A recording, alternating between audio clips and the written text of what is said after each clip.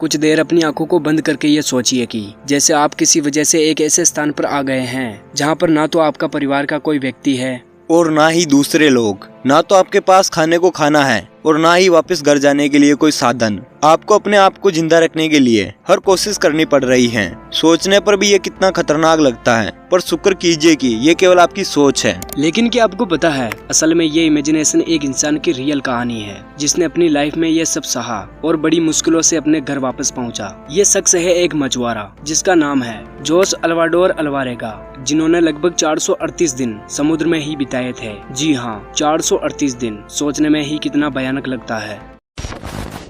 आखिर जोस अल्वारेंगा समुद्र में खोया कैसे? जोस सल्वाडोर अल्वारेंगा, जिसकी उम्र 36 साल की थी, जो मेक्सिको में रहने वाला एक बहुत ही कुशल मछुआरा है। 17 नवंबर 2012 के दिन वे और उसका साथी, जिसका नाम एंजिकिल कोंड्रोबा था, दोनों ही मछलियां पकड़ने के लिए एक छोटी सी मोटर बोट लेकर मेक्सिको के पिजियापान के पास कोस्टा अजुल से होते हुए उन्होंने सोचा कि वे 30 घंटे की एक छोटी सी शिफ्ट करेंगे और मछलियां पकड़कर जल्दी वापस आ जाएंगे, क्योंकि उनके पास 7 मीटर की बिना छत वाली काफी छोटी सी नाव थी और लंबे समय तक पानी में रहने के लिए उनके पास ज्यादा कुछ सामान भी नहीं था। उस मोटर बोट में सिर्फ एक इंजन और मछलियां रखने के लिए एक पोर्टेबल फ्रीज था। वे दोनों जब समुद्र में निकले थे तो उनको पता था कि तूफान कभी भी आ सकता है, लेकिन फिर भी हफ्ते भर की कमाई के लालच में उन्होंने ये मौका छोड़ना नहीं चाहा। समुद्र में जब वे किनारे से लगभग 120 किलोमीटर दूर थे तभी अचानक जोर से हवाएं चलने लगी और तूफान उनके अनुमान से काफी पहले आ गया। रात के लगभग 1 बजे तूफान उनकी बोट से टकराया। उन्होंने फौरन मछली का जाल काट दिया और बेकार की चीजों को बाहर फेंक दिया। उन्होंने नाव को किनारे तक लाने में अपनी जान लगा दी थी और नाव को दिशा देते देते सुबह के 7 बज गए।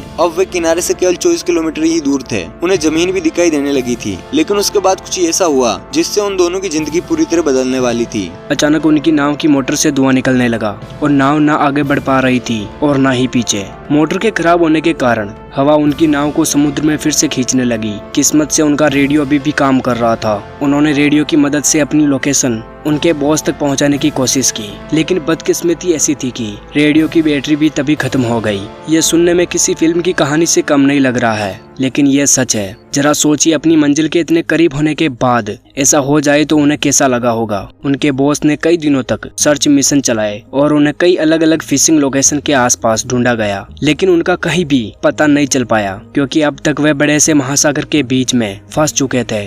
5 दिन बाद तेज हवाओं ने उन्हें किनारे से करीब 450 किलोमीटर से ज्यादा दूर धकेल दिया था। उनके चारों तरफ केवल पानी ही पानी था। उनकी बोट इतनी ज्यादा छोटी थी कि कोई हवाई जहाज भी अगर उनके ऊपर से गुजरता तो उन्हें वे देख नहीं पाता। उन्हें अब ऐसा लगने लगा कि वे दोनों मरने वाले हैं, लेकिन उन्होंने हार नहीं मानी। खाने के लिए वे मछली और चिड़ियों को अपने हाथ से पकड़ने लगे। उनके आसपास सिर्फ और सिर्फ पानी ही था, लेकिन उस पानी को चाहकर भी वे पी नहीं सकते थे, क्योंकि वे जानते थे कि समुद्र के पानी को पीकर सोडियम क्लोराइड की मात्रा ज्यादा होने की वजह से उनकी मौत भी हो सकती थी।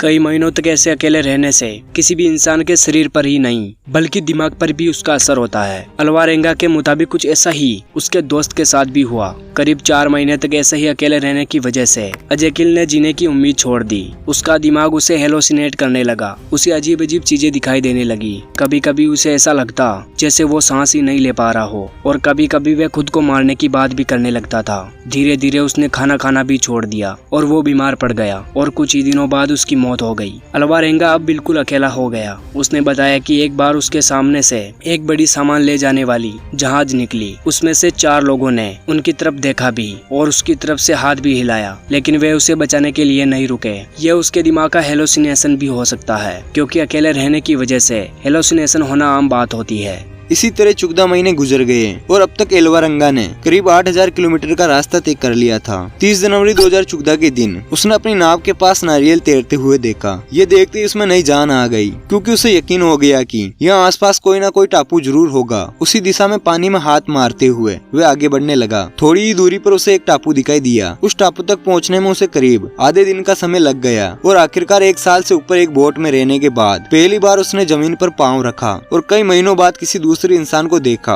अल्वारेंगा अकेले ही एक छोटे से आइलैंड इबोन अटोल पर पहुंच गया था और आप यकीन नहीं करोगे, ये दुनिया के सबसे छोटे आइलैंड में से एक माना जाता है। अगर वे गलती से यहाँ नहीं आया होता या फिर थोड़ी सी हवा इधर उधर हो जाती तो वे आइलैंड तक नहीं पहुंच पाता, और फिर अगर वे जिंदा बच जाता तो शायद वहाँ से 5000 किलोमीटर दूर फिलीपींस के टापुओं पर आकर ही जमीन को देख पाता।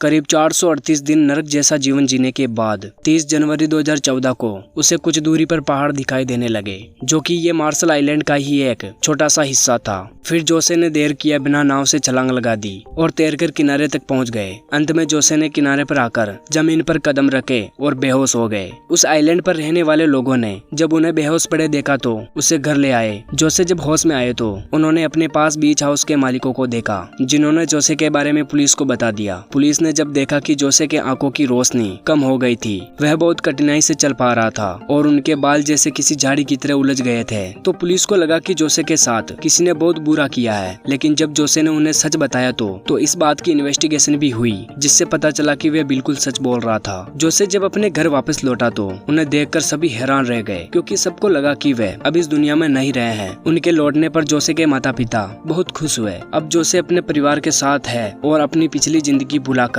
नॉर्मल होने की कोशिश कर रहे हैं। लेकिन अब उन्हें समुद्र के नजदीक जाने से भी डर लगता है और अब वह मछली भी नहीं पकड़ने जाते हैं। तो दोस्तों, आज का हमारा ये वीडियो आपको कैसा लगा कमेंट करके जरूर बताएं और ऐसे कंटेंट देखने के लिए चैनल को सब्सक्राइब भी करें। तो चलिए मिलते हैं एक और नए इंटरेस्टिंग वीडियो के साथ।